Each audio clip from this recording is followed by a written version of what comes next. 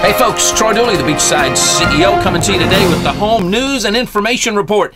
And I tell you what, it doesn't matter if you're in direct selling, home franchise, an affiliate program. We try to give you news and information that can change your life, something that you can grow from. And I tell you, I'm excited. We've got a sponsor for this week's show, Safe ID Trust. If your identity was stolen tomorrow, who would you call? I thought that was very interesting. This company is just launching their new home business income opportunity, but here was something that amazed me. They have beta tested this company the last few years with over 400,000 tests that have been done with consumers. I thought that was pretty amazing personally, but something that really caught my attention in here, and I've gone through my own issues. First with Target back a year ago Christmas, then with Home Depot. I've had my bank call me 3 or 4 different times telling me, hey, we saw fraudulent activity, we got to cut your card and do something else because of a breach somewhere. And as I was studying some of the stats on this company, or the stats that they give on identity theft, 66% of consumers who had fraudulent charges were the first to notice them. I thought, I am very proud that my bank, a small bank, local bank, was able to catch some of that. But here was something else that I found out over on their website. It says who's at most at risk? College students, children, the elderly, and the deceased. Never gave that any idea. But they're the sponsor of the show, Safe ID Trust. This whole crew over there, it's exciting to see what the business has been doing, and now they're launching their new home business income opportunity. You can go to safeidtrust.biz and learn more. And moving right from that into something else, hey, get this right here. 5 things, I got this off Fox News. 5 things Facebook asked that are none of their business. And I thought, man, this kind of goes right in with that Safe ID Trust thing that's sponsored this week. Number 1, they asked for your home address. Why would they need your home address? Unless it has to do with advertising, all that media data, all that stuff. Number 2, anything work related. It's interesting when you think about it. Facebook isn't LinkedIn. Why would they need anything that's work-related? Now, I know a lot of you home business guys, you love promoting your business. Be cautious there.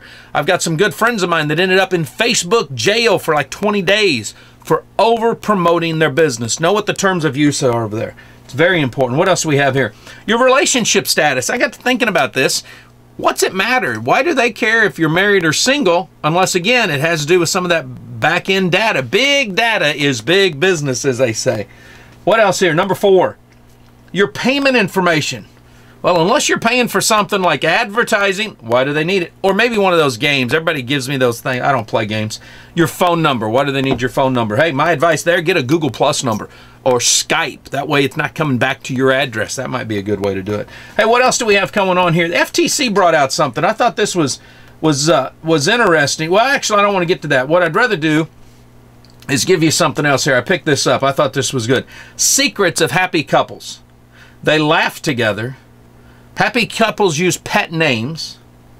Happy couples are aware of and appreciate day-to-day kindness. Now think about this. I know we've all heard of the love languages. I think there's 7 love languages out there. You need to know what your spouse's or your significant other's love language is. But do you want your relationship to last 20 or 30 years? That's some good information out there. We're gonna put this up over and make it a blog post, but secrets to being a happy couple. I thought that was good. What else do we got rolling through, guys, that you gave me here? 4 things Amway learned from their survey of over 40,000 about entrepreneurship. We're gonna put up the report. They did it in 2013, 2014. But I thought this was just some phenomenal information. Number 1, entrepreneurs can be made. Says the majority of respondents, 63%, reported that they believe entrepreneurship can be taught. You're in a home-based business. You're sitting there and maybe you're at work. Let's forget about a home-based business for a minute. Maybe you're just working and you say, I'm sick and tired of what I'm doing. I love my field, but I'm sick and tired working for this company maybe. I'm sick and tired working for this division or this department. Hey, you know what you can do? Start your own home business doing what you love. Hey, there's a great TV show out there called Undercover Boss. I challenge all of you to watch that because it really shows me something. I watch every episode. I've got it on my Hulu. I got it on my Netflix. And here's why I watch it. Corporate America is not as bad as we think it is. But sometimes when you're in management at corporate America, you don't realize what the ground troops are going through. It's great to learn. Or if you're starting a home business and you're going to get employees, you're going to be building a sales organization, it's good to watch, kind of to know what's going on. Something else they learned is positive attitude. Over 75% of respondents have positive attitudes towards entrepreneurship. Number 4, freedom to motivate. Freedom to motivate. When asked why they wanted to be entrepreneurs, 46% said to be independent. I thought that was pretty powerful right there. That's 4 powerful things. I missed number 2. 2, education is key. What are the most critical aspects of entrepreneurship education? Topping the list, basic business skills at 42%. Listen to me, if you're running a business that utilizes home business entrepreneurs, sales and personal development, those are the 2 trainings that you should be focused on. If they know basic sales skills, if they understand personal development, everything about your products, everything about your business model will line up. It will go together. Just a powerful article right there. Something else that we pulled up here I thought that was good. And I'm big into relationships and marriages. If you guys follow us a lot, you know this. Lack of affection can hurt your marriage. I didn't say lack of sex. I said lack of affection. Listen to me here. Do you and your spouse argue more than you kiss? It says 1 in 5 couples go without kissing for as long as a week at a time. Listen, guys, give them a big hug. Give them a kiss. Girls, pat them on the butt. Tell them that you love them. Tell them that you're proud of them. Show them affection. Make your relationship go a lot longer. Just some powerful stuff we like to share on this show. What else do we have here? Hey, this was good. This article came in from MSN. Why we need to stop romanticizing entrepreneurship. And you know, this was big to me because I just watched North American Power have to suspend their network marketing arm. People were getting upset. They said, Troy, is this the end of home entrepreneurship? No. But we need to make people realize it's not just the romance.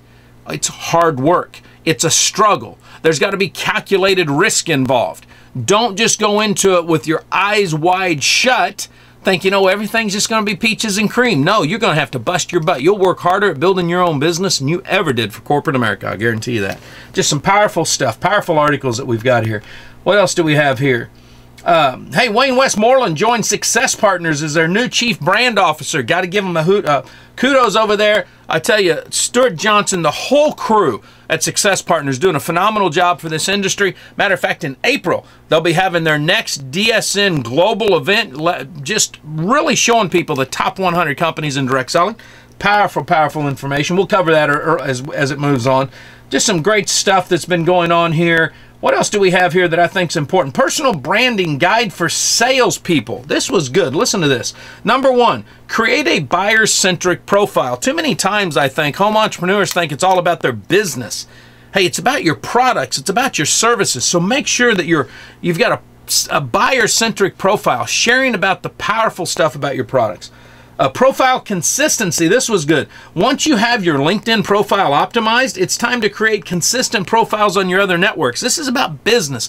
Make sure everything kind of coincides. There's some great companies out there that can make sure your banners, your top, all that all looks alike. Very powerful stuff.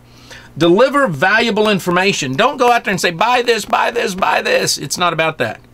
What does your product do for people? That's the key. I'm going to go see some clients this week in Dallas.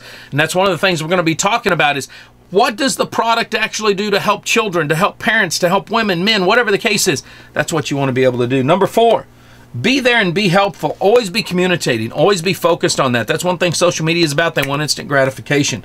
Just some powerful stuff right there. Here's this article on the FTC. I knew I'd find it.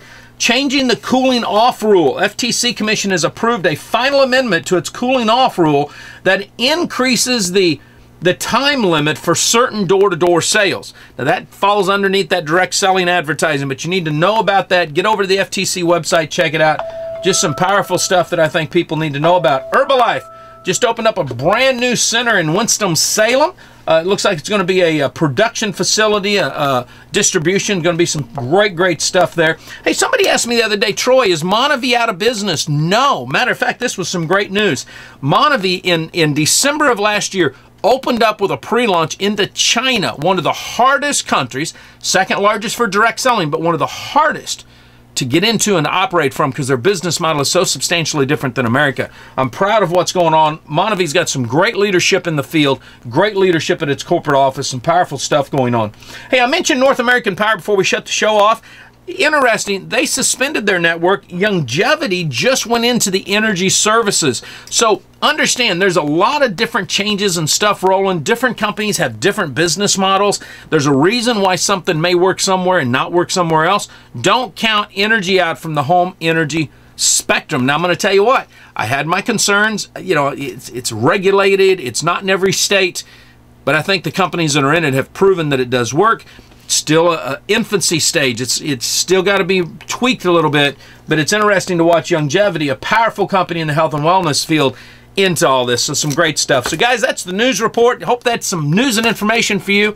If you've got something you want to share, let us know. And again, today's show is sponsored by Safe ID Trust. You can go to safeidtrust.biz to learn more about their business. Live life like it's an epic adventure. Stay dangerous, stay strong, and if you're in a home-based business, act like it.